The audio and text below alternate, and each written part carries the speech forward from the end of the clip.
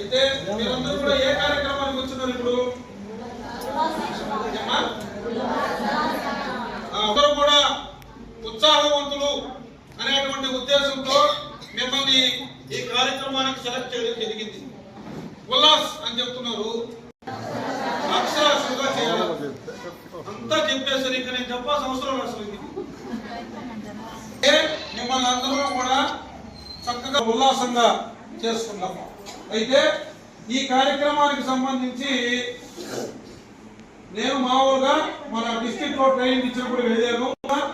జిల్లా స్థాయిలో రాష్ట్ర స్థాయిలో జరిగే వాటిలో ట్రైనింగ్స్ లో నేను పాల్గొని మా టీచర్లు అందరూ కూడా ఆ ట్రైనింగ్స్ ఇచ్చేటప్పుడు ఫస్ట్ మనం చెప్తున్నాం భాష అంటే తెలుగు.